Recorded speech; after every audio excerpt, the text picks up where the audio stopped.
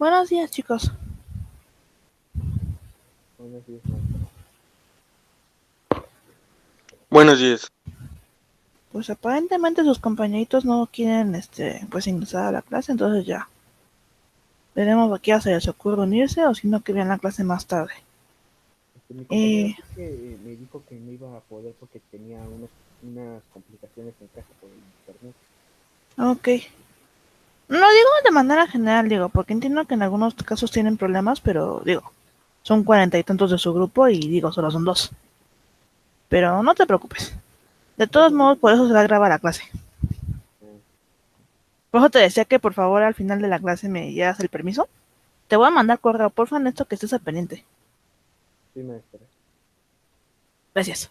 Bueno, entonces vamos a comenzar. Nada más rápidamente paso unos avisos antes de comenzar con la clase del día de hoy, porque no sé si recuerdan, pero la semana pasada les había comentado que supuestamente el día de hoy íbamos a terminar con los temas del del tercer parcial, pero hubo un detalle que no me fijé, y es que el tema digamos, el siguiente tema después del que vamos a ver el día de hoy, es un poquito más extenso. No difícil, pero es extenso. Entonces no creí prudente que me metiera dos temas de ese, digamos, calibre en un solo día. Por lo tanto, vamos a hacerlo de esta manera. El día de hoy, que es diciembre 2, vamos a terminar de ver el tema que, digamos, tiene que ver con lo que es los tipos de gobierno y el cómo se maneja el gobierno, pero también la corrupción en el país. Y el segundo tema que tiene que ver con violencia lo vamos a ver el día de mañana. Eso significa que el día de mañana terminaríamos ahora sí temas de manera, digamos, oficial con respecto al temario que tenemos que checar para este parcial. Ahora, esos son fecha del 2 y 3 de diciembre. La siguiente semana, que es diciembre, déjame revisar para que no les voy a mentir, 9 de diciembre, diciembre 9, de manera oficial vamos a generar ya el debate que tenemos que generar por grupos. Ahora, un aviso, por favor, necesito que los que están aquí les avisen a sus compañeros por mensaje porque de repente a mí no me contestan.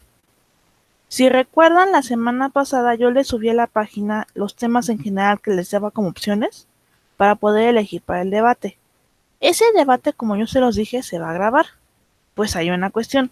Su grupo no me ha dado todavía tema, digamos, de qué tema eligieron como grupo que quieran discutir durante el debate, porque recuerden que yo les comenté que ese debate se va a grabar porque va a ser su producto final y también su examen. Si ustedes generan un buen debate el próximo martes, no realizan examen y se les cuenta también como calificación de examen. Por lo tanto, solamente entregarían actividades, que serían un total de 3 de manera escrita. Necesito, por favor, que a más tardar mañana ya me den tema por grupo, de qué tema eligieron como grupo para poder discutir. Si para mañana no me entregan como grupo, y eso es en serio, por favor, eso que les avisen, van a tener un punto menos todos como grupo, porque necesitaba ese tema desde la semana pasada y no me mandaron absolutamente nada. Solo en eso que me den una decisión y de manera general, ¿quién va a estar, digamos, a favor de ese tema en cuestiones, digamos, ya para discutir y en contra? O sea, supongamos que hubiesen elegido aborto, pues quién es pro aborto y quién es pro vida, para pronto. Eso es lo que necesito que me manden. Ya habíamos elegido el tema. El que vamos a elegir es la corrupción con la candidatura de AMLO. Pero lo que pasa es que ya envió un mensaje desde hace tiempo, Ajá. pero nadie me ha dicho quién está en pro y en contra. De hecho, muchos de los que me mandaron su nombre están en contra y todavía les estoy diciendo que me envíen sus nombres si están a favor o en contra, Ajá. pero todavía nadie me contesta. Entonces, Ok. pues yo pienso que con los que tengo, pues bueno, con los nombres que tengo, pues ya con esos vamos a hacer el debate. Somos la verdad casi muy pocos. No te preocupes, mira, de todos modos, los que no entran al debate van a tener una segunda opción que no les conviene porque significa más trabajo para ellos, pero bueno, si les gusta sufrir, allá ellos. La opción de una vez les aviso, para quien no pueda participar en el debate ese día, sí tiene opción de esa calificación con respecto al producto final, sí, sí la tiene. va a tener que entregar un producto, digamos, pero de manera escrita. Yo daré las especificaciones la siguiente semana para que la trabaje, lo que significa que si la semana que viene pudo haber tenido una semana entre comillas libre, porque nada más va a tener que entregar las actividades que les hagan falta, va a tener que también escribir un producto. Entonces, quien participe esa semana en el debate va a tener su calificación libre y no va a tener mayor complicación. Quien no participe no hay ningún problema. No va a entrar en el debate de manera, digamos, activa, vamos a ponerlo así, pero significa que tampoco va a tener calificación ese día. Entonces, nada más sería un favor que les avisaran a sus compañeros que la fecha de diciembre 9 va a ser el día del debate. ¿Y ese día qué se va a hacer? Se presenta el tema de manera en general. Más, bueno, se presenta más de qué tema vamos a hablar, que en su caso ya me descanso comentando, que es la corrupción con la candidatura de AMLO. Un segundo, luego se me olvida. Ok. Segunda, lo que se va a generar va a ser una presentación de los equipos, es decir, quién está a favor y quién está en contra. Y también se van a generar reglas. ¿Reglas de qué tipo? Para empezar, ¿qué tiempos van a tener para hablar? Segunda, las reglas con respecto a cómo se van a dirigir entre ustedes. Una vez les aviso. Necesito que se controlen ese día. ¿En qué sentido? Por supuesto es un debate y se van a tener que atacar entre sí de manera en que si no me parece digamos, alguna idea, yo voy a tener chance de poder contraatacar esa idea porque no me parece, digamos, ese punto de vista. Y eso está bien. Lo que no está bien es agarrársela ya como algo personal y atacar a la persona de manera verbal con respecto a insultarlo, en sentido de que a lo mejor decirle que esa persona no sabe mucho o cosas de ese tipo. Necesito que se abstengan de esa clase de comentarios porque va inmediatamente todo lo que digan se les va a convertir en falacia y a ustedes no les conviene porque pierden credibilidad. Entonces necesito que ese día, por favor, en ese sentido se controlen. Y tercer punto es con respecto a, digamos, a que se va a presentar ahora sí de manera formal el tema del que se está hablando y se van a generar ahora sí el momento del debate, es decir, qué argumentos tienen, bajo qué circunstancias, en qué contexto, qué información contienen y demás. Y al final se va a crear algo que conocemos como el cierre, donde se va a generar una conclusión. Conclusión en el sentido de que si lograron convencer al equipo contrario, a lo mejor no lo lograron, o a lo mejor los convencieron ustedes, y en un caso muy específico que a lo mejor no se hayan convencido del todo, por lo menos se va a llegar a digamos, a una conclusión con respecto a que, a ver, tal vez no me convenció el equipo contrario, pero sí me hicieron pensar que ciertas ideas que yo tenía necesito reforzarlas con algo más porque no sabía tanto de ese tema como yo creía. Pero eso se generará el día del debate. Y finalmente, digamos, el resultado del debate dependerá, digamos, de esta cuestión. Si alguno de los dos equipos logra convencerme, es decir, que tiene la razón, pero con bases reales, en el debate, porque al final de cuentas yo voy a ser la mediadora ese día, ese equipo va a tener un punto extra. Entonces, ¿en qué sentido va a funcionar este debate? Su objetivo va a ser convencerme a mí, como mediadora, que ustedes tienen la razón en base a argumentos racionales. Y al final, los que van a tener el punto extra van a ser prácticamente los que ganaron el debate, es decir, los que lograron convencerme. Si no, no se apuren, digo, tampoco es como que vayan a reprobar si no me convencieron. Simplemente, su tarea va a ser debatir. No sé si tengan unas hasta este momento con respecto a su producto final.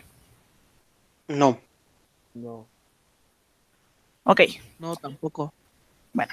Entonces, otra cosa antes que se me olvide, es cierto. Normalmente me pasa esto de que me conecto a la clase, pero de repente no me da a mí la autoridad de la clase, como que de repente se la da a alguien más. No tengo ningún problema, pero no es un favor especialmente para ese día.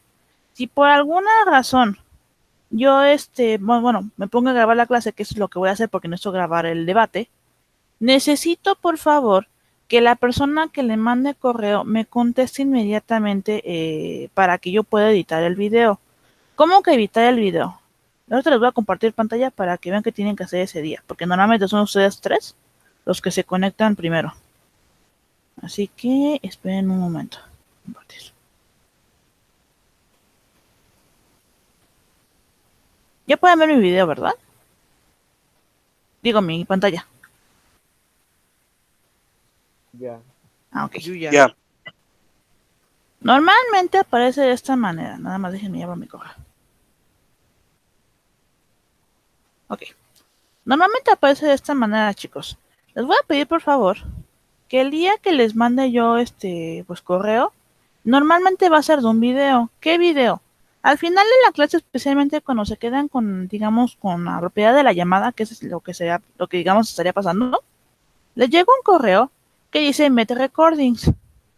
Este es básicamente cuando ustedes les genera el video de la clase y cuando ustedes se quedan, digamos, con la propiedad, a ustedes les llega también este correo, pero de que ustedes tienen la grabación. Si ustedes son dueños, que va a ser ese caso, si por alguna razón a mí me quitan la autoría, les va a aparecer dos cosas. Primero, un archivo de Word donde están, digamos, de manera digital, las conversaciones que se generaron en el chat. Y les va a llegar un video de la clase, que en el caso de ustedes les va a poder dar la opción de descargar o ir a Drive. Si son, digamos, los dueños de la llamada es lo que va a pasar. En este caso, normalmente yo cuando suceden esas cosas, yo les entro y les pido un permiso para que me permitan ser editor. ¿Cómo le van a hacer aquí? Necesito que se vayan a este recuadro que dice la grabación y transmisión de no sé qué. Que se metan a Google Drive. Eso lo tienen que hacer de una computadora, eso sí les aviso para que no se vayan a sacar tanto de onda. Y les va a dar una opción que dice aquí compartir. Cuando se vayan a los 3 puntos de la esquina, digamos está su usuario y al lado está una esquina con 3 puntos, le van a dar en compartir. En compartir tienen que añadir aquí el correo, en este caso de la persona con la que se lo van a compartir, y le van a dar la opción de aquí abajo de editor. ¿Esto para qué? Y bueno, le vamos a dar a editor y listo, para que se envíe ese permiso. ¿Esto para qué necesito que lo hagan? No voy a editar como tal el video, pero sí me da la opción de descargarla para que yo la pueda compartir más tarde con sus compañeros, pero también para que yo tenga esa, digamos, ¿cómo decirlo? Ese producto, pero ya de manera digital en este caso, para que ustedes ya tengan su prueba de que realmente trabajaron en ese parcial y en ese producto en especial. De hecho, voy a generar dos cuestiones. Cuando entremos a la clase, ahora sí voy a pasar lista y al final de la clase también voy a pasar lista. Esto es para asegurarme que realmente estén participando y quienes realmente estuvieron en la llamada. Para que esas personas, pues obviamente ya tienen su producto final. A los que les estaría dejando, digamos, trabajo serían al resto que no se metieron en esa clase, pues a trabajar en su producto y hacerlo pues de una manera más justa. Ahora, eso es con cuestión, digamos, del producto final, que como les dije, se va a entregar el 9 de diciembre. Entonces, pues tienen tiempo para investigar. Ahora, el siguiente punto es que a partir de diciembre 10 ya no los vería en clase, digamos, normal, porque ya habríamos terminado de ver los temas. Y eso significa que ustedes van a tener un tiempo, digamos, entre comillas, libre para poder, digamos, entregar actividades. ¿Qué actividades? Este parcial vamos a generar 3 tareas en total. Más obviamente las 2 actividades que les dejé con respecto a tutorías. Ahora, esas actividades ustedes van a tener una fecha máxima de entrega de el sábado 12 de diciembre. Sería fecha límite de entrega. Esta fecha límite porque se las coloco, porque eso significa que yo el miércoles, ¿cierto? Sería el jueves 17 de diciembre sería ya una entrega final de calificaciones.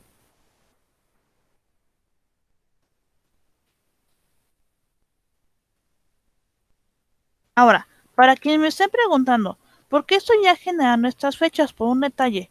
No sé si recuerden que yo ya les había comentado, pero el viernes 18 de diciembre es fin de semestre, lo que significa que ya se acabó, digamos, el tiempo restante que nos quedaba. Por lo tanto, yo necesito calificar antes de que ese tiempo llegue. Seguramente, si participa en la mayoría, yo ya tendré una mayor parte de la calificación con respecto al producto y demás. Sin embargo, Si no han entregado tareas, necesito que ya me vayan entregando, porque van a tener máximo el sábado 12 de diciembre para entregar. Ahora, ¿por qué no entrego entonces calificaciones el miércoles 16? Por un detalle.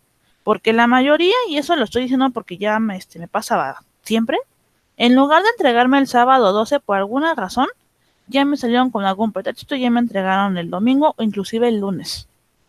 Si eso pasa, obviamente yo no voy a terminar a tiempo y necesito un poco más de tiempo para poder promediar. Por lo tanto, la entrega final de calificaciones sería hasta el 17 de diciembre, que sería jueves.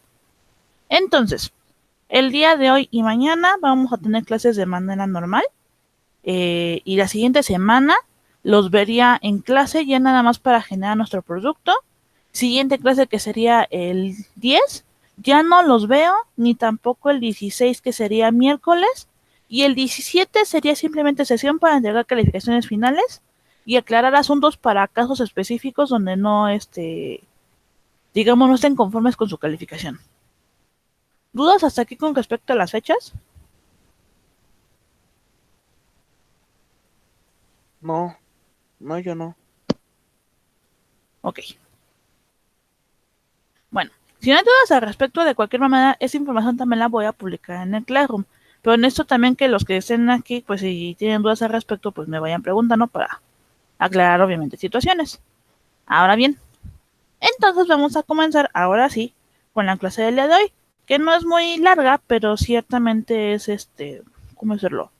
Un tanto especial, vamos a ponerlo así. Bueno, vamos a comenzar entonces.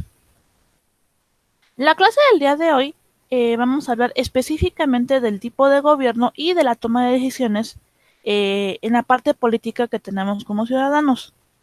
Ahora bien, se supone que de manera, digamos, formal, nosotros como individuos tenemos un derecho, pero también una obligación, que es poder intervenir en las decisiones del gobierno porque somos una sociedad democrática.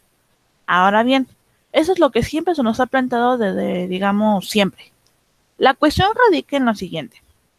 Aun si bien somos una sociedad democrática, tenemos un detalle, y es que en algunas ocasiones esa sociedad democrática parecía no ser como tal, como que tiene un tipo de enfoque diferente y la forma en cómo nos manejamos con respecto a que no toman realmente en cuenta la opinión del pueblo y muchísimo menos las decisiones digamos, que se toman al final.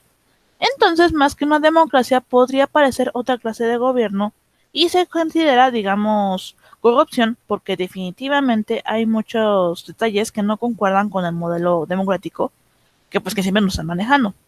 Ahora bien, ¿cómo sé entonces qué clase de gobierno tengo en la actualidad y cómo sé, digamos, cómo se está manejando, digamos, de manera, digamos, formal? Pues bien, para ello, vamos a necesitar primero hacer unos pequeños recordatorios de lo que vimos en el primer parcial para poder, digamos, aterrizar en los temas del día de hoy. Pues bien, para ello, vamos a necesitar primero ver los tipos de gobierno en la actualidad y su implicación normativa, es decir, la forma en cómo se van a manejar en cuanto a las normas y en cuanto al contexto. Ahora bien, si recuerdan, en el primer parcial lo que vimos fue los tipos de normas, es decir, cómo cada tipo de norma iba a implicar ciertas connotaciones con respecto a nuestra persona, con respecto a la forma en cómo nos íbamos a comportar y las sanciones que iban a tener dependiendo del caso.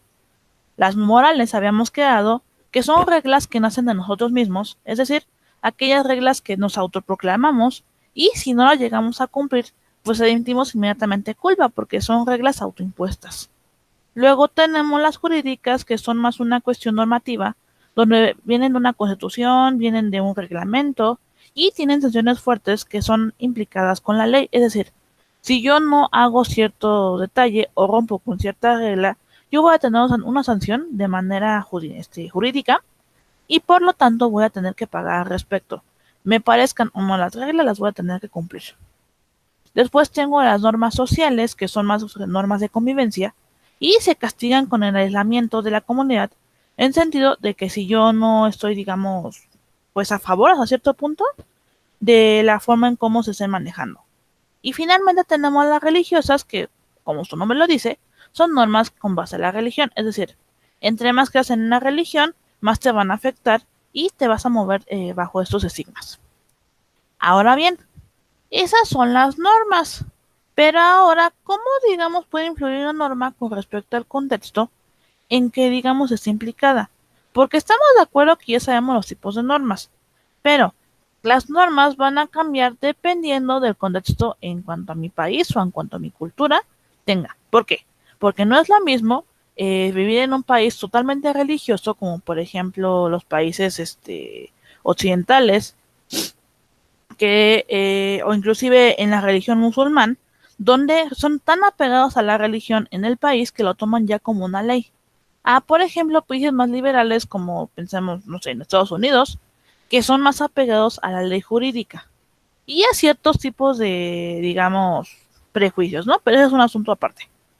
Entonces, en este punto necesitamos conocer los tipos de gobierno que hay vigentes en la actualidad para poder entonces generar un criterio propio con respecto a nuestro contexto que es México en este momento. Pues bien, los tipos de gobierno en la actualidad que se conocen serían la oligarquía, la teocracia, la monarquía, la democracia y la tiranía.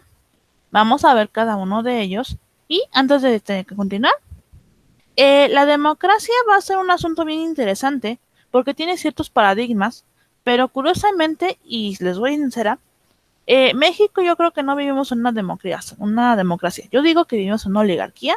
Ahorita voy a explicar qué es una oligarquía y por qué, digamos, estoy manejando esta situación. Y finalmente, vamos a ver que la oligarquía se da justamente por la corrupción, pero ahorita vamos a checar esos puntos. Ok, primero vamos a entrar con los terrenos de oligarquía. Pero ahora la pregunta del millón. ¿Qué es una oligarquía? Pues bien, vamos a leer primero lo que les traigo aquí y en un momento voy a explicar cómo funciona este asunto. Dice, la oligarquía es un sistema de gobierno en la que el poder está en manos de unas pocas personas pertenecientes a una clase social privilegiada. De aquí, seguramente, les recordará un poco lo que hablaba con Marx, que Marx justamente hablaba del poder político que ejerce una clase privilegiada o burguesa, que son básicamente altos mandos en la política, personas con cierto poder económico o cierto poder social. Ahora bien, ese tipo de gobierno se debe identificar con la forma de gobierno en el cual el poder es ejercido por un grupo reducido de personas que pertenecen a una misma clase social, que actúan en función de sus propios intereses y por lo tanto todo el pueblo no está representado en el poder. Es decir, el pueblo simplemente va a ser un oyente, vamos a ponerlo así, pero no va a opinar como tal, porque esas decisiones se van a quedar con los altos mandos, o sea, como que el pueblo le van a avisar y se acabó, no hay más.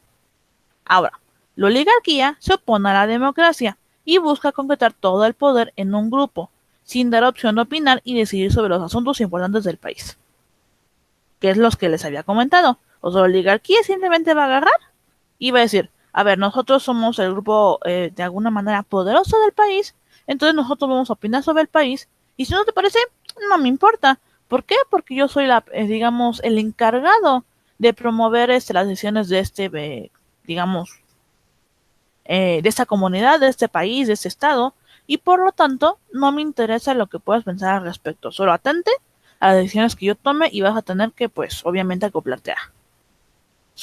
Y finalmente nos dice lo siguiente, para conocer el origen del término debemos remontarnos a la antigua Grecia, cuando el sistema de aristocracia comenzó a perpetuarse en la descendencia sanguínea, y el Estado dejó de estar en manos de los expertos y mentes brillantes y comenzó a usarse el concepto de oligarquía por primera vez con Aristóteles. ¿En qué sentido? Este término de democracia de hecho está acuñado desde hace muchísimo tiempo, desde la antigua Grecia. Fue acuñado por Platón, que si recuerdan yo les había comentado que este hombre de hecho era en un principio político. Entonces él hablaba de lo siguiente. La ciudad en realidad era más bien conocido como una polis. La polis es una comunidad o una ciudad-estado en la que tú como individuo tenés un deber muy importante, tratar de mantener la estabilidad de la polis para poder mantener un equilibrio en, digamos, en las funciones de todas las personas y mantener la prosperidad del lugar. Es decir, tu objetivo era básicamente que la polis estuviera bien para que tú como ciudadano pudieras también estarlo. Y pues Segundo. Y Platón decía, también Sócrates lo dijo en su momento, que la polis debía estar de alguna manera en manos del pueblo. Es decir, el pueblo debía opinar. Que sí, debía haber un regente, por supuesto, porque él iba de alguna manera a buscar siempre el bienestar del pueblo. De hecho, Sócrates decía que el gobernante de una polis siempre debía ser una persona que realmente supiera lo que hace. Es decir, por más buenas intenciones que pueda tener un individuo, no digamos, no me sirve eso. Necesito que el individuo realmente sepa hacer su trabajo. Por lo tanto, no me interesaba, digamos, qué tan buenas intenciones tuviera el individuo. Me interesaba que realmente supiera hacer su trabajo y entonces el gobierno debía quedarse en manos de una persona competente. Tiempo después, este de Platón acuñó esta idea además, con que ese regente tenía que buscar la bienestar, digamos, de esta polis. Esa es la forma en cómo se manejaba la democracia en su momento en Grecia. Pero ¿qué pasó? El tiempo ocurrió, la corrupción se generó y entonces ahora ya no se dejaba, digamos, el pueblo en manos de personas, digamos, competentes, sino simplemente si tú eras mi hijo y yo quiero continuar con el poder que me está brindando, digamos, este puesto, pues te lo voy a ceder. Y el hijo entraba en cuestión a seguir con el puesto del padre, pero el hijo a lo mejor no sabía qué hacer a su padre, no tenía las mismas competencias que su padre. Pero como era el hijo del otro, pues se quedaba en el poder y al final ya no estaba generando una democracia porque no se estaban, digamos, eligiendo a su regente, simplemente se estaban pasando los roles. Y al final entonces por eso es que Aristóteles decía que como tal la polis ya no se estaba generando de manera democrática, sino que ya se estaba generando una oligarquía de por medio. Esa es la forma en cómo se generó, digamos, en el pasado. Ahora bien, algunos ejemplos de este tipo de gobierno van a ser, bueno, aquí hay tres tipos. Vamos a leer qué nos trae este ejemplo. El primero dice, oligarquía en Sudáfrica. Al final se definió un acuerdo entre los africanos y los ingleses, pero eran blancos los que tenían, perdón, eran los blancos los que tenían realmente acceso a todas las oportunidades de educación y comercio. En esa etapa se imponen leyes segregacionistas, empobrecedoras que no favorecen el desarrollo del país. A ver, ¿qué pasó aquí? Vamos a hacer un poco de historia y si recuerdan, justamente esta parte, digamos, de Europa, quiso de alguna manera colonizar prácticamente todo el mundo en base a su religión, en base a sus ideales, etcétera, etcétera. Uno de los lugares más afectados fue justamente Sudáfrica. Y como ustedes saben, a lo largo de la historia se ha demostrado que normalmente personas de piel oscura, ya sea propiamente morenos como nosotros aquí en Latinoamérica, o ya propiamente piel negra, y de aquí lo estoy citando de la manera más respetuosa posible, somos de alguna manera denigrados de una manera muy fuerte, simplemente porque somos inferiores, digamos, por nuestro tono de piel. Ahora, la cuestión aquí radica en lo siguiente.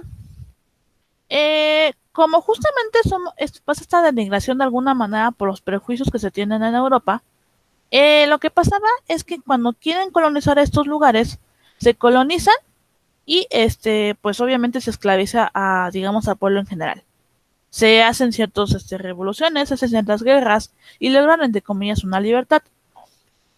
Pero, como de costumbre hay un pero, lo que pasa es que de alguna manera sí se libran de esta esclavización como tal, pero aún así no se libraron de todo, porque aún hay regentes que siguen, digamos, siendo liderados por gente, digamos, de piel blanca, vamos a ponerlo así, y ni siquiera buscan un poder real para tratar, digamos, para tratar de que su gente salga adelante, no.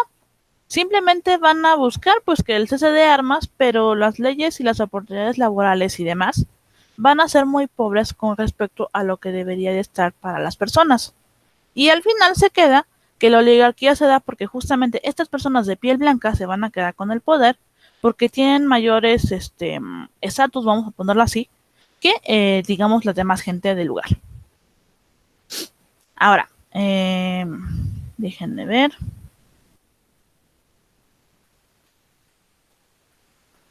Estos sinceramente no los veo como mucho, no los veo mucho al caso, estos ignórenlos. El primero sí es un ejemplo de oligarquía, los dos son raros. Pero bueno, el punto de la oligarquía va a ser justamente esta cuestión. Cuando el poder se queda en manos de gente de alguna manera influyente y el pueblo, digamos, se queda nada más observando. Ahora, necesito que piensen mucho en la oligarquía porque el último tema con respecto a los gobiernos va a ser la democracia. Vamos a hacer una comparación y voy a hacer una pregunta ya explicando todos los tipos de gobierno.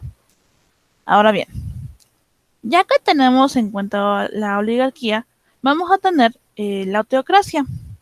La teocracia. Empecemos por la siguiente cuestión.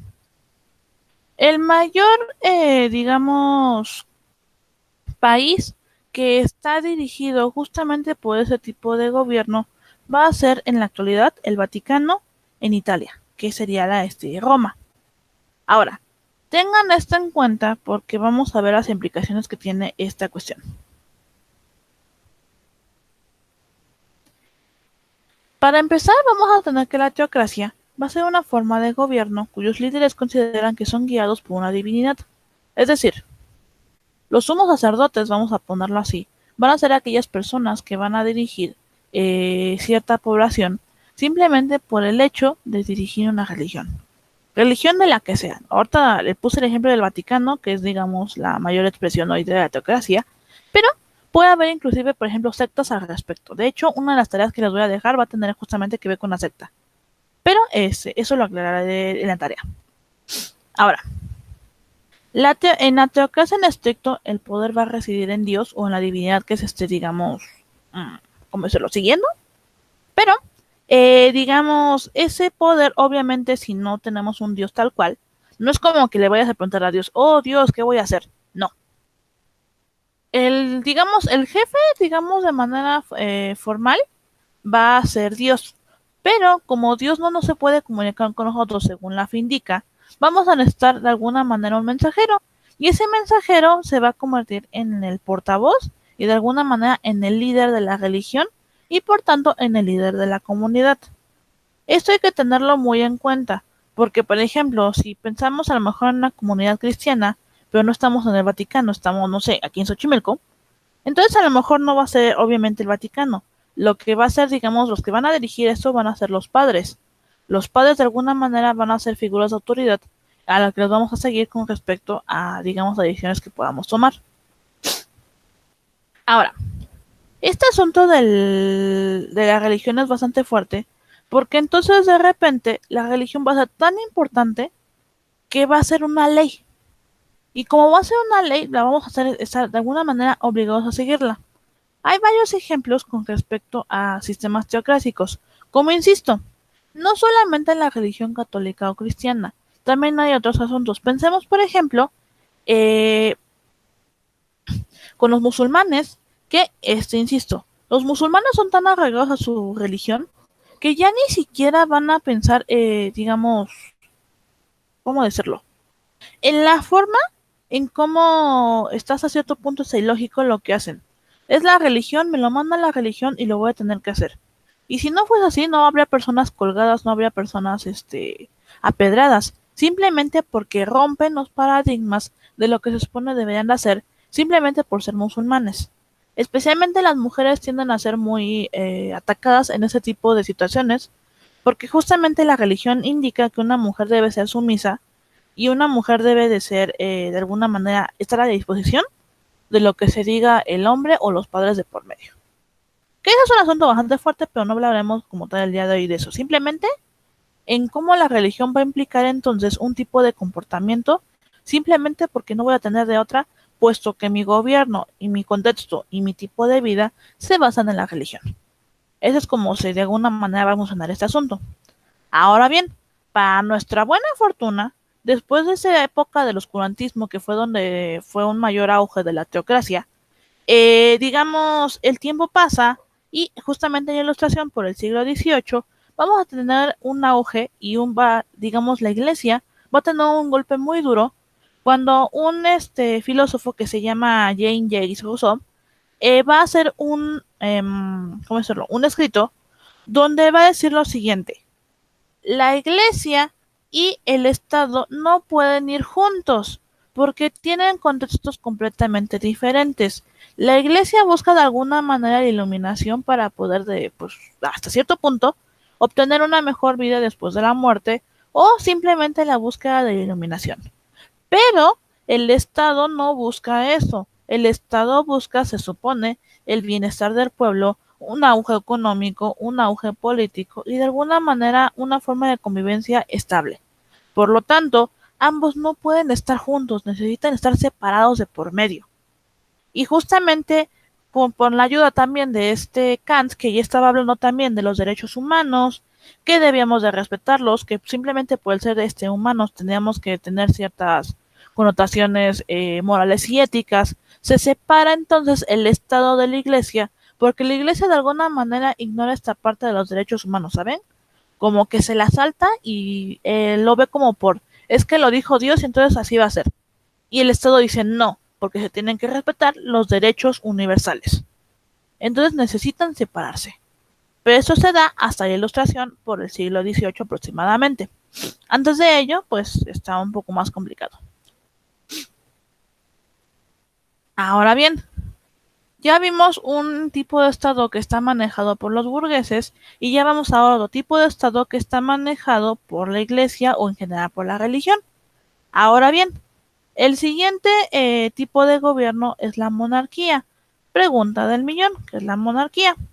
Muchos estamos arraigados a este concepto porque de alguna manera siempre nos han manejado en series, en películas, en caricaturas, etcétera, etcétera.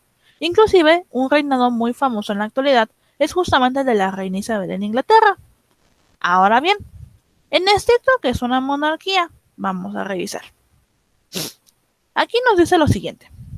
La monarquía puede mostrarse coloquialmente como una forma de gobierno que ha generado críticas y alabanzas a lo largo de la historia y que ha tenido un papel crucial en los gobiernos de todo el mundo. Una organización de Estado que gira en torno a la figura de un rey que ha adquirido el poder de forma hereditaria o impositiva. ¿Esto qué significa? Tenemos a una persona que se va a coronar como rey y ese rey va a tomar las decisiones de un Estado. Este rey pudo haber tomado ese puesto por dos cuestiones. La primera, de manera hereditaria, es decir, era el hijo primogénito o el más cercano a la línea sucesora, digamos, del rey en cuestión, y heredó el título, o de manera impositiva cuando hay revoluciones y ciertas personas se quedan con el poder, pero seguimos en un sistema monárquico. En cualquiera de ambos casos se queda esta figura que figura como rey, y pues hace cargo de las decisiones del país. Ahora bien, según la RAE, la monarquía es una organización del Estado en la que la jefatura y representación suprema son ejercidas por una persona. Es decir, aquí no hay un consenso, simplemente se genera esas decisiones de una sola persona y lo que dice esa persona es la ley y se acabó. Que al pueblo no le parece, no importa. ¿Por qué? Porque es un rey y el rey toma la decisión final. Y el título que es de rey que ha recibido por vía hereditaria puede transmitir del mismo modo. ¿En qué significa? Este rey tiene un título que heredó de su padre. Ok, pues este rey en su momento, cuando lo decida o llegue a fallecer, va a poder heredar ese título a alguien más que seguramente va a ser una línea hereditaria de su propia estirpe. Ahora, esa es la forma en cómo, digamos, se reconoce la monarquía. Pero ese tipo, digamos, de gobierno lleva muchísimo tiempo, digamos, pues en el poder. ¿Por qué? Porque pensemos, digamos, un poco en la historia de nuevo. Vamos a hacer un poco de historia. En la época clásica donde se generaron de alguna manera, digamos, varias civilizaciones, aunque el término haya cambiado, sigue siendo el mismo. Se supone que tenemos al emperador en Roma y también en Grecia. Tenemos, perdón, a un faraón en Egipto. Tenemos a un emperador en las culturas asiáticas como Asia o China. Digo, China, ándale pues. Como Japón, como China, digamos como otros países asiáticos. Entonces, ¿qué quiere decir? A lo largo de la historia siempre ha habido monarquías que cambian nombres, es un asunto diferente, pero el estatuto es el mismo. Tenemos a una persona con el término que es el líder supremo y esta persona va a dirigir a los demás. Ese título se va a poder heredar simplemente por el hecho de ser escogido por Dios, y eso entre comillas. Ahora bien, Hay varios tipos de monarquía. Vamos a tener 4 en específico en la actualidad. Vamos a verificar qué son cada una. Primero, el primer tipo de monarquía se conoce como la monarquía absoluta. Vamos a ver lo que nos dice y ahorita la vamos a explicar. La monarquía absoluta es el régimen político en el que todos los poderes corresponden al rey, sin ningún tipo de limitaciones. El monarca controla todos los aspectos de la sociedad y suele estar impuesto de forma divina, es decir, elegido por Dios. Encontramos un claro ejemplo de esta forma de gobierno por medio de Luis XIV de Francia, el Rey Sol. A ver, vamos a hacer un poco de historia, aunque primero vamos a explicar esta parte.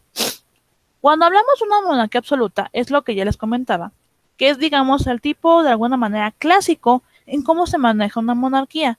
Es decir, tenemos un rey y ese rey de alguna manera va a tener el poder absoluto, por lo tanto va a poder tomar decisiones.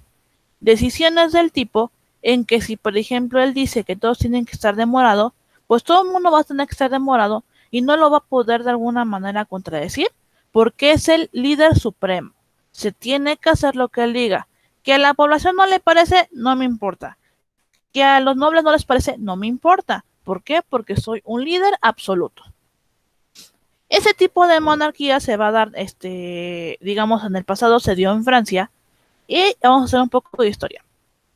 En el reinado de Luis XIV y Luis XV se derrochó una cantidad inmensa de dinero, de tal manera en que Francia entró de alguna manera en una crisis económica muy fuerte, porque además en el reinado de Luis XVI se apoyó al gobierno de Estados Unidos para su propia revolución y porque, digamos, a Francia le convenía en su momento, ¿no? Porque si Estados Unidos se liberaba, eso significaba crear, de alguna manera, lazos amigos con una nación muy fuerte.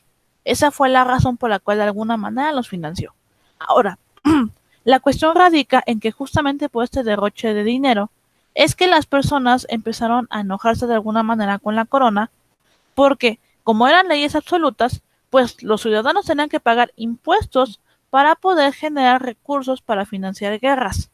Esto a la población no le pareció y por eso se dio la Revolución Francesa, porque querían liberarse de este régimen en el que la población, especialmente la más baja, pagaba las consecuencias de las decisiones de la monarquía. Ahora, entonces este asunto al final queda en la siguiente. Como es un orden monárquico absoluto, significa que se le debe respetar y se le debe de seguir al líder simplemente porque no tenga opción. Básicamente es esto lo que maneja esto, la monarquía absoluta. Ahora bien, después tenemos otro tipo de monarquía que es la monarquía liberal. ¿Qué es esta monarquía? Aquí nos va a decir lo siguiente. El régimen establecido en los países europeos tras las guerras napoleónicas que se basaba en la repartición del poder entre el rey y una amplia representación popular. ¿Qué significa esto? Básicamente, el rey sí va a tener poder, por supuesto, pero va a depender de un consenso con otras personas, es decir, va a tener de alguna manera que, digamos, pedir opinión de sus acciones a otro apartado de personas que seguramente van a ser nobles y en casos ya muy liberales, vamos a ponerlo así, también va a estar el pueblo. ¿En qué sentido?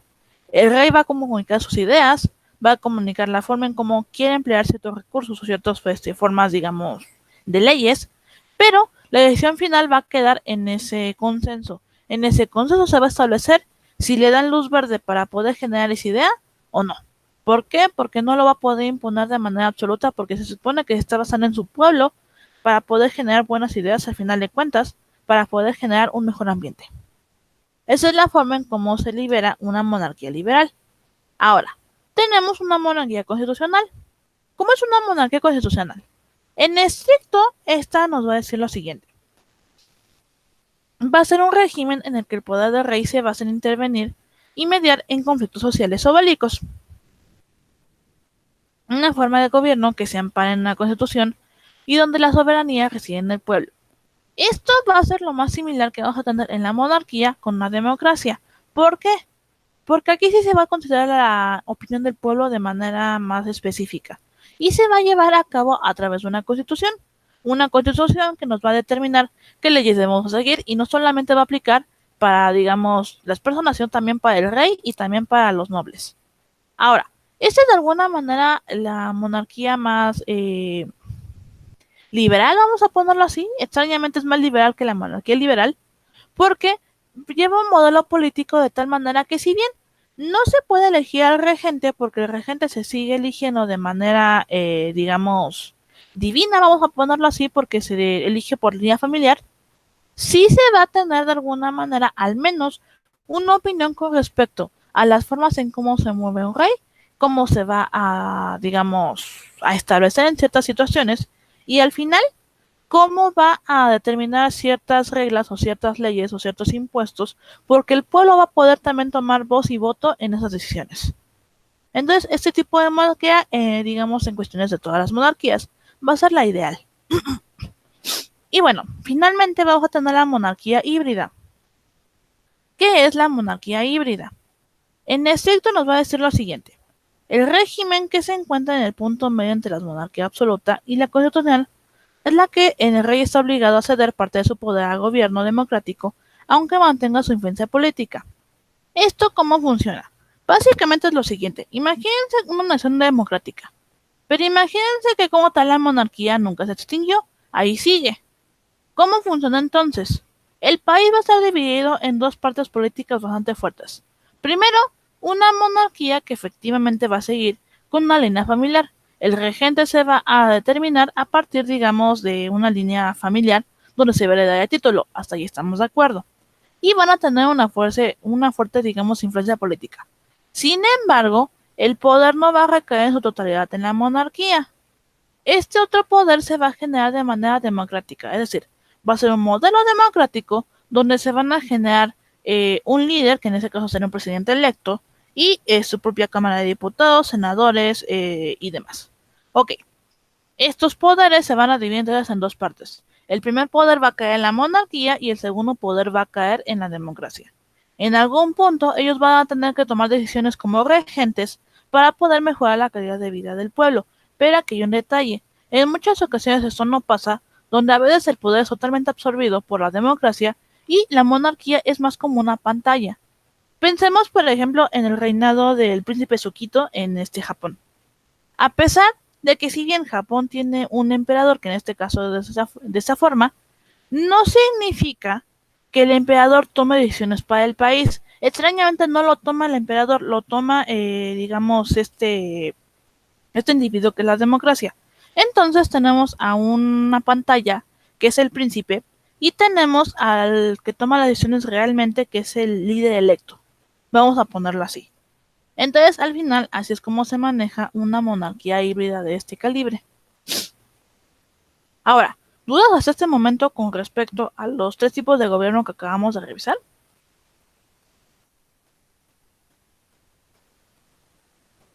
No. Ok. Bueno, ahora vamos a ir con una parte bien interesante con respecto a los tipos de gobierno. Antes de llegar a la democracia, para hacer la comparación, tenemos que pasar por un tipo de gobierno que es la tiranía. La tiranía, en estricto, vamos a conocerla entonces de la siguiente manera. Esta cara me da mucha risa. Dice, se define como tiranía al régimen de poder absoluto instalado por un tirano. Este es el poder, ya no veo. Ese es el gobernante que accede al poder político mediante la fuerza, la violencia y la coerción, valiéndose del apoyo popular o bien el militar, ya sea interno o externo, para derrocar hacia el gobierno de turno. El tirano ejerce su poder político y gubernamental sin límites ni restricciones morales.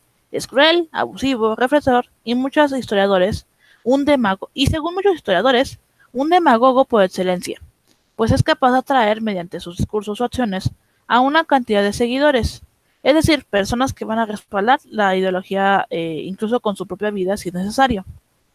Ahora, para explicarlo de manera simple, una tiranía va a ser aquella donde una persona se va a imponer como líder supremo y no se le va a poder llevar, digamos, algo en contra, porque en ese momento él va a usar todos sus medios para destruirte de manera física, verbal o emocionalmente. Y es en serio, de tal manera que cualquier agresión de cualquier tipo va a ser válida en ese tipo de gobierno. Es decir, si a lo mejor tú dices algo que ofenda al tirano, el tirano seguramente te va a mandar a golpear o en el peor de los casos te va a llevar simplemente a, ¿cómo se llama? A la muerte.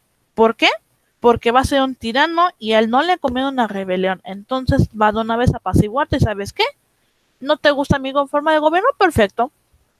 No vas a tener que sufrir por ella ya más. Y te va a destruir. Ahora, los tiranos de alguna manera se van a caracterizar. Dígame.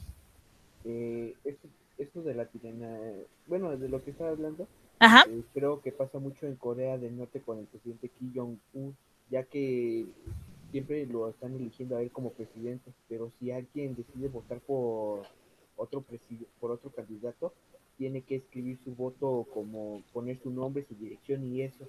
Y muchas ocasiones, esos son los que terminan, trabajando en campos, forzados, haciendo trabajo forzado, o lo castigan con la muerte o castigan también a su familia.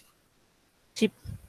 De hecho, ahorita justamente iba a traer justamente ese ejemplo a la cuestión. Ahorita les comento, porque de hecho tiene más implicaciones de las que quedan.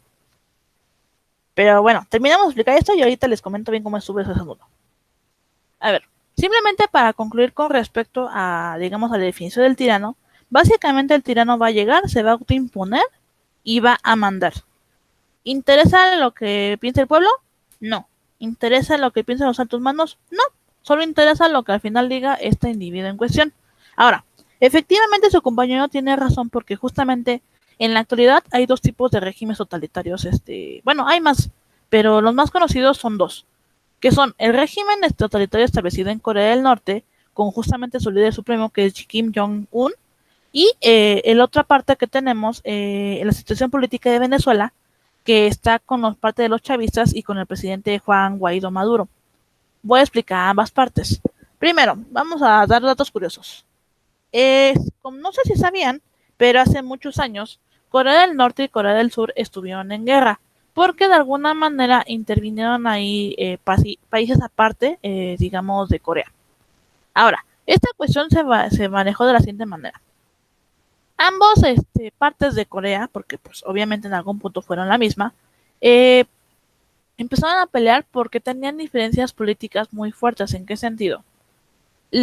Corea del Norte tenía ideas más arraigadas que era con la Unión Soviética, es decir, una superioridad de raza, mientras que Corea del Sur era un tanto más liberal porque él quería de alguna manera llevar un tipo de gobierno más específico en cuanto a la ley jurídica. Entonces la cuestión radicaba en que estaban chocando mucho con ese tipo de situaciones. Llegaban a un punto tal que para separarse comenzaron con con guerras bélicas. Ahora, el problema de aquí es que no solamente se queda digamos, en un problema del país. Ese problema creció demasiado porque intervinieron países externos, es decir, a Corea del Norte le ayudó la Unión Soviética, que básicamente conocemos como Rusia, pero a Corea del Sur le ayudó Estados Unidos. Entonces tenemos un país totalitario contra un país liberal. Siguieron en guerra, siguieron en una cuestión muy fuerte. Cuando vieron que Corea del Norte estaba ganando porque el poder bélico que manejaban realmente era bastante superior en términos tácticas, armamento y demás, interviene la ONU. La ONU lo estaba haciendo a favor de Corea del Sur, no exactamente porque, digamos, le cayera mejor, simplemente porque no le convenía que Corea del Norte se quedara con mayor poder del que ya tenía, porque realmente son un régimen muy peligroso. Vamos a ponerlo así. Ahora, la cuestión radicó en lo siguiente. Como a la ONU, digamos, a los demás países no les convenía digamos, especialmente a China, que, digamos, la ONU ganara, porque si la ONU ganaba, iba a demostrar en ese momento que la ONU, digamos, si los países, ¿cómo decirlo? Si los países que están asociados a la ONU, obviamente iban a estar involucrados y la ONU ganaba, entonces iba a significar que la ONU con cualquier país lo iba a poder someter. Y eso no le convenía ni a Rusia, ni a Corea del Norte, ni tampoco a China. China interviene, el ejército de la ONU pierde y se deben de retirar. Sin embargo, ya había visto muchas bajas, había visto mucha destrucción y demás. Por lo tanto, Corea del Norte y Corea del Sur firmaron un tratado de paz, entre comillas, y eso es por la siguiente manera. Corea del Sur y Corea del Norte están en paz momentánea de manera bélica. Sin embargo, la guerra continúa, es decir, a la menor ofensa de cualquier tipo, ambas naciones van a entrar de nuevo en conflicto bélico. Por lo tanto, es buena idea que simplemente dejasen de pelear, porque si este problema pues seguía creciendo, íbamos a generar seguramente una tercera guerra mundial. Ahora, la cuestión radica en lo siguiente. Mientras Corea del Sur de alguna manera se independiza y crea una sociedad liberal y de alguna manera estable, Corea del Norte no hizo eso. Corea del Norte autoimpuso a un dictador y ese dictador lo que hace de alguna manera es imponer sus ideas en su gente. De tal manera en que ahora altos mandos realmente creen que él tiene la razón y lo defienden a capa y espada en que de alguna manera este tirano que es Kim Jong-un va a imponer su voluntad en la población y la población se va a tener que someter a sus deseos de este individuo. Que no les gusta, pues no van a tener de otra, porque viven lamentablemente en Corea del Norte y se van a tener que atender a lo que diga este individuo. Que si hay partidos políticos además de ese individuo, por supuesto que los hay, pero efectivamente su compañero lo comentó.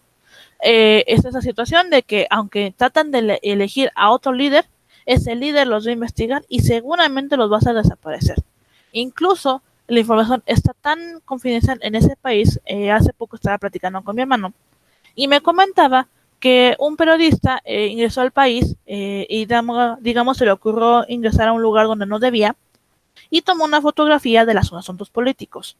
¿Qué pasa? Al individuo lo encarcelan, se lo llevan y, digamos, este individuo tuvo que pagar las consecuencias, digamos, de sus actos con respecto a tomar información que no debía. Al final, este individuo fue encarcelado, fue torturado, su país trató de liberarlo, lo pudo liberar, pero este individuo no llegó vivo a su país. Entonces, al final, para concluir con esta explicación, la tiranía implica eso, que el tirano no va a permitir que información se filtre. El tirano no va a permitir que la gente opine y el tirano no va a permitir que las personas piensen por su propia cuenta. Simplemente va a asumir el papel de líder supremo y se acabó.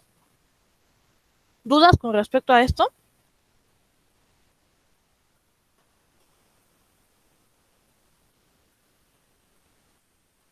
Parece que no. Bueno. Ahora bien, esto es con cuestiones, digamos, de la tiranía. Ahora, hay características específicas de la tiranía. No lo voy a leer todo esto, simplemente lo voy a explicar de manera simple. Y lo vamos a manejar así. Las características de la tiranía primero van a ser la ilegitimidad, es decir, el líder supremo, que va a ser el tirano, no va a ser escogido de manera electa, simplemente se va a autoproclamar. Y va a ser de manera violenta. Segundo, el autoritarismo. El tirano, que en este caso es el líder, siempre optará por la coerción y la violencia. Es decir, él no va a hablar contigo para ver si le crees o no. No, él te va a obligar a creerle y seguramente va a ser bajo amenazas o bajo propiamente ya de una parte ya violenta, que ya sea una tortura o una advertencia de manera física. No hay más. En la injusticia, porque de alguna manera ni siquiera te va a permitir defenderte, simplemente va a asumir tu papel como líder supremo y se va a autoproclamar de alguna manera el líder. Por lo tanto, si a lo mejor hubo un caso que a lo mejor tú crees que no era justo, pues sabes que no importa, porque el tirano dice que sí y se acabó. En la represión no vas a poder quejarte del tirano, no vas a poder expresar tus ideas y vas a tener que apegarte a lo que él diga simplemente porque él lo dice y punto. En abusos, de nueva cuenta, hablamos de la violencia. Va a asumir su papel como líder supremo, va a abusar de su poder de manera física, de manera psicológica y de manera verbal. ¿Por qué? Porque te va a poder humillar de manera física y psicológica y te va a poder también, digamos, dañar de manera física y no va a pasar nada porque es el líder supremo. Y lamentablemente llega un punto en el que la gente ya cree tanto en esos ideales de este individuo que ya lo que comete generalmente es son dos tipos de falacia en realidad. Ad ignorantiam y ad populum. ¿Qué significa esto? Si recuerdan los que estuvieron en lógica conmigo, recordarán que la falacia ad populum se refiere a una falacia que es a través del pueblo, es decir, cuando el pueblo vive en una mentira, pero aún así la sigue porque todos los demás lo siguen.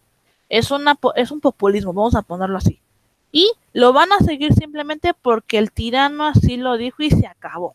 No hay más. Que no está bien, pues no importa, el tirano lo dice, pues lo voy a seguir y le voy a defender a capa y espada porque él lo dice. Entonces, en este punto, lo que estamos viviendo es que en la tiranía se generan muchas falacias, pero lamentablemente no se puede hacer nada al respecto porque, pues, efectivamente viven en una tiranía, no hay más. Se decide al líder supremo y se acabó. No hay mucho que decir al respecto. Ahora, esa es una cuestión, obviamente, de la tiranía. Ahora, el último tema que nos toca ver el día de hoy es la democracia. La democracia, pues no hay mucho que les pueda decir más que no sepan a esas alturas, pero vamos a, digamos, de alguna manera resumirla. Ahora, la democracia nos va a decir entonces que va a ser una forma de organización política y social en la cual la sociedad tiene una participación mayoritaria en las decisiones, ya sea de manera directa o a través de representación. Es decir, se supone que somos un pueblo que puede tomar decisiones a través de un representante legal. Ese representante legal va a ser el presidente electo. Nosotros como pueblo elegimos a un representante, ese representante se vuelve presidente y nos dirige, pero a través de la opinión popular. Es decir, nosotros vamos a ser cuestionados en qué necesitamos como población para poder hacérselo llegar al presidente y que el presidente pueda tomar acciones para poder mejorar la calidad de vida. Esa es la forma en cómo debería de llevarse la democracia. Se supone que la democracia entonces va a provenir de un vocablo griego que va a dividirse entre demos, que es pueblo, y kratos, que significa gobierno, es decir, el gobierno del pueblo. Ahora, el problema de la democracia, digamos, el problema de la democracia que vamos a vivir en la actualidad es que de alguna manera no se va a llevar a cabo como debería. ¿En qué sentido? De que pareciera que en lugar de una democracia estamos viviendo una oligarquía, al menos aquí en México. Si recuerdan, yo les dije que la oligarquía va a ser aquel poder donde básicamente las clases altas van a tomar decisiones y el pueblo se va a tener que resignar a lo que ellos digan. Mientras que en la democracia se supone que debe de tomar la opinión del pueblo. Cosa que si lo piensan un poco no pasa. Porque entre comillas nos piden decisiones y al final de cuentas el gobierno termina haciendo lo que a ellos se les da la gana. Entonces al final no vivimos en un gobierno democrático. Vivimos en uno disfrazado de democracia, pero finalmente es una oligarquía. Ahora, ¿por qué lo digo de esta manera? Se supone que hay principios específicos de la democracia. ¿Cuáles son? Para empezar, la participación, es decir, se supone que nosotros como individuos podemos participar en las decisiones del país y deberá de escucharse nuestro voto. Segunda, el control social, es decir, cualquier funcionario, digamos que haya sido electo para cierto puesto, va a tener que rendir cuentas cada año de qué hace con todos los ingresos. Ahora, acá hay un detalle muy feo. Se supone que nos dan una cuenta de adquisición con todos los ingresos, pero por ejemplo aquí en Xochimilco pasa muy seguido. Siempre por alguna razón, en diciembre empezamos con una época fantástica, donde por situaciones bien curiosas, siempre cambian el piso no sé, del mercado y de las zonas culturales. Y siempre van a ser construcciones de mano de obra, pero aquí viene la situación. Según ellos es porque le hace falta una remodelación y demás, pero viene mi pregunta entonces, bueno, si realmente le falta infraestructura, entonces ¿por qué el gobierno el resto del año no realmente arregla los lugares que necesitan arreglarse? Por ejemplo, baches, postes de luz, postes de teléfono, hay muchos lugares que necesitan reparación y no los reparan, y curiosamente lugares que podían tolerarse todavía tiempo así, porque todavía están en buenas condiciones, a esos lugares ahora sí mágicamente ya los quieren arreglar. Eso básicamente es un desvío de recursos que vamos a ver en un momento más con la corrupción.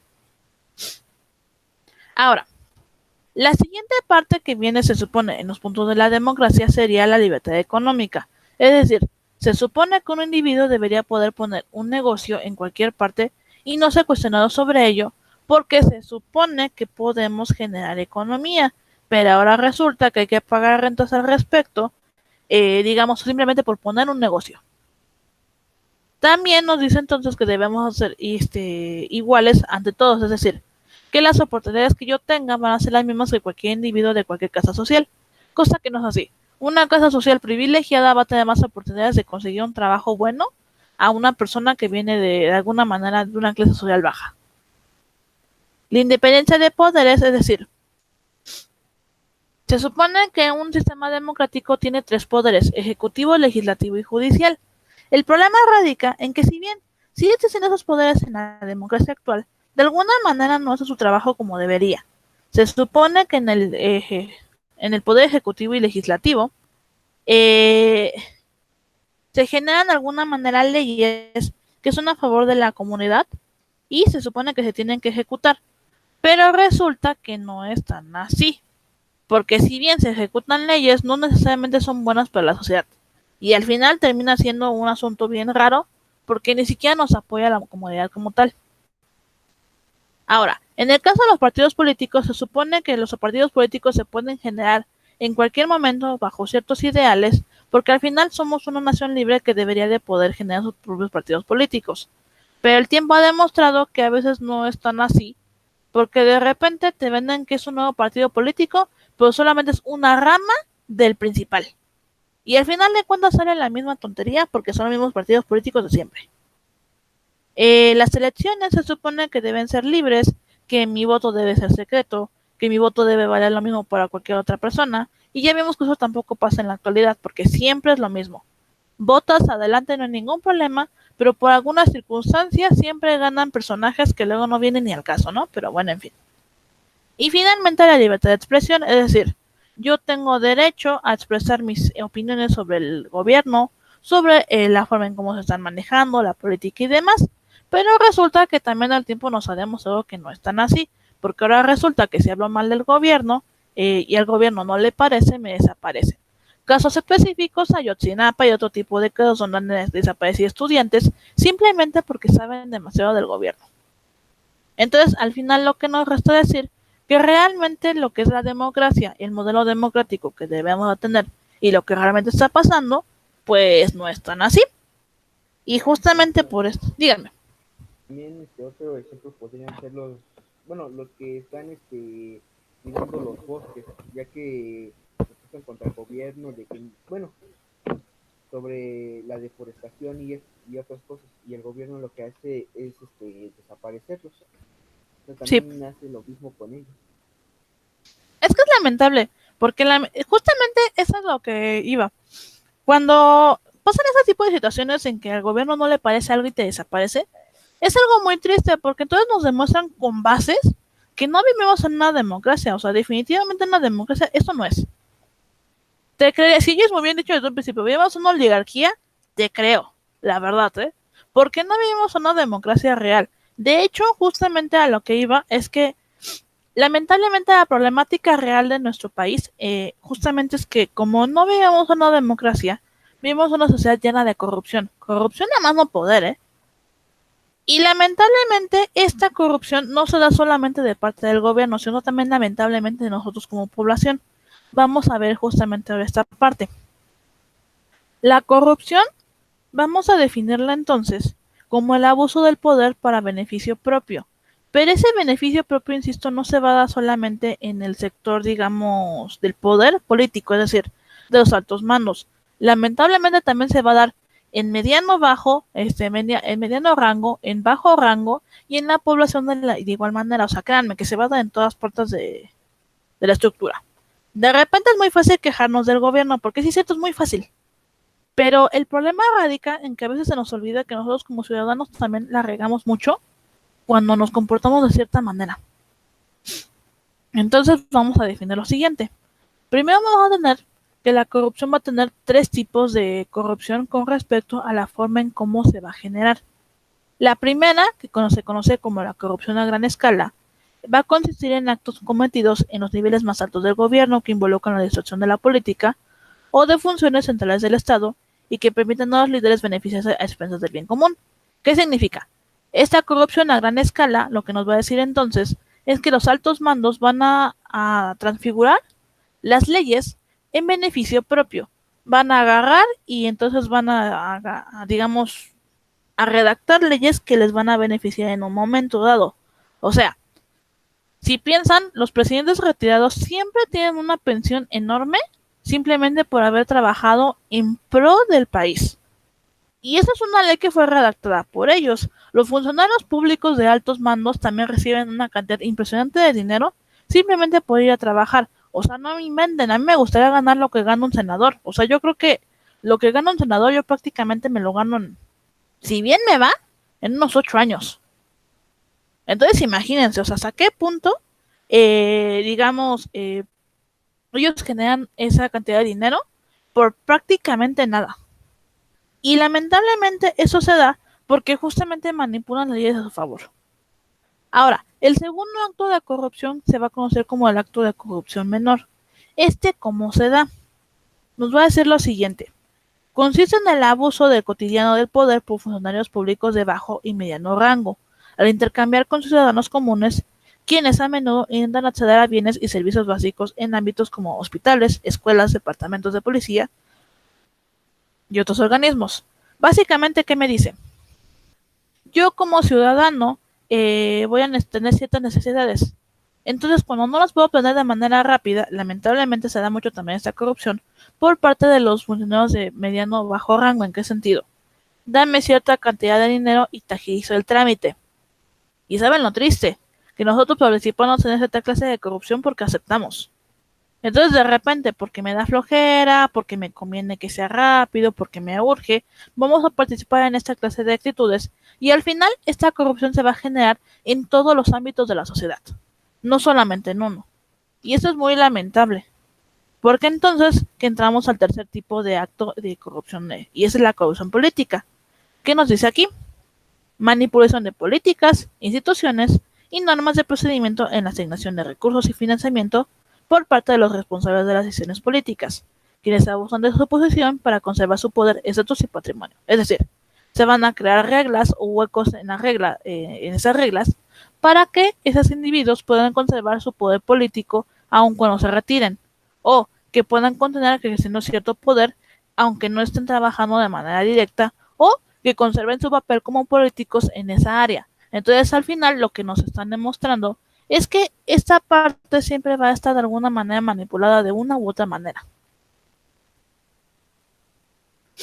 Ahora, ahorita digamos esto, les voy a compartir la presentación en Classroom, pero básicamente las historietas que tengo aquí abajo van a ser historietas que van a hablar justamente de la corrupción, porque insisto, lamentablemente nosotros caemos de repente también mucho en este juego, cuando caemos, hacemos sobornos. ¿En qué sentido? Yo cometo una infracción y en lugar de aceptar mi culpa porque yo la regué, no, mejor le pago una mordida al individuo para no pasar por todo el proceso, digamos que tengo que pagar por simplemente haberla regado en el ámbito de tránsito. El desvío de recursos se va a dar en los altos mandos, en que se supone, esto también me da mucha risa, porque tú como trabajador vas a generar de alguna manera un impuesto que tú vas a tener que pagar, es decir, de tus sueldo se te descuenta para poder rendir ¿cómo decirlo? Un impuesto hacia el Estado para mejorar la infraestructura. Pero resulta que esa infraestructura no se mejora, simplemente hay un desvío y los funcionarios se compran cosas que no deberían. Y lamentablemente esto pasa muy seguido. Que si yo quiero algo, pero de manera política no se va a generar, pero yo tengo mucho dinero, entonces voy a agilizar ese trámite para que eso que yo quería se realice y le voy a pagar una tajada al individuo. Que por ejemplo, les comentaba el de ayer a sus compañeros, se supone que hay asientos preferenciales para personas con capacidades diferentes. ¿En qué consiste? ¿Puedes tomar esos lugares? Sí, sí puedes. Pero si una persona necesita el lugar que sea de esta, digamos, de esta clase de personas, vas a tener que ceder el lugar porque al final de cuentas son asientos preferenciales. Pero ahora resulta que hay personas simplemente que porque tienen un poder o una función en el Estado, abusan de ese poder y les vale y toman esa clase de lugares. El hecho también, eso también me molesta bastante, cuando hay funcionarios que de repente se hacen a pesar de que no, es que el pueblo, que yo soy de pueblo, que yo como en pueblo, que yo no sé qué, pero curiosamente tienen dinero y tienen ciertos lujos que se dan y demás. Ahora, no tengo ningún problema y en general no hay ningún problema con que otra persona tenga una buena posición económica. Lo que no se vale es que aparente algo que no es. Que es que no, es que yo soy muy de pueblo. No te creo nada por el tipo de vida que tienes. Si tú tienes cierto estatus, no te estoy diciendo que lo presumas tampoco, pero no fingas ser algo que no eres. Porque al final eso da una mala imagen y además se puede malinterpretar. ¿En qué sentido? En que seguramente te estás enriqueciendo a través del pueblo. Entonces, por favor, en ese sentido, sí habría que ser como muy específicos con ese tipo de situaciones. Ahora, la obstrucción de la justicia se da normalmente, y eso se ve muy seguido.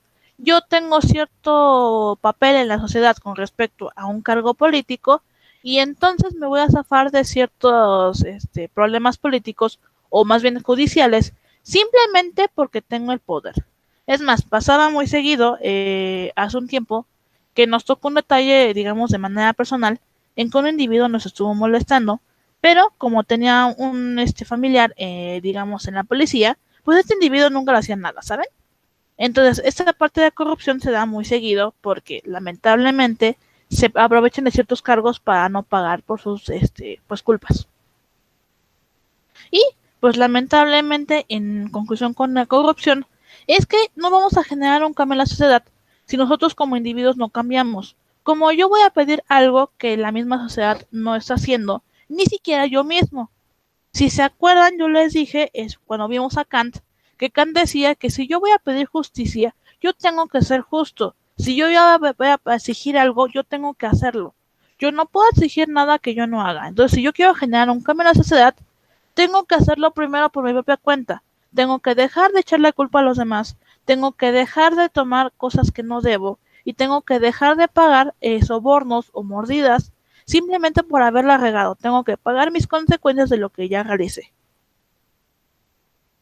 ¿Dudas, chicos? No. ¿Seguros?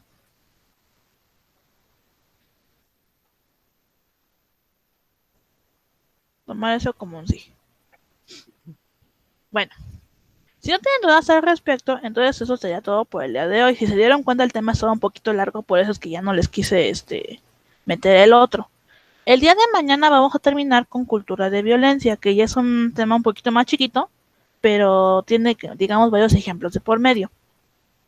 Y bueno, creo que ya hice todos los sabios que les tenía que dar, entonces creo que ya. Bueno, los veo el día de mañana, chicos. Vayan a desayunar, descansen y le avisa por favor a sus compañeros entonces que mañana es la última clase. Y por favor, Covarrubias, te voy a mandar seguramente un mensaje en máximo 15 minutos para que me puedas dar el permiso para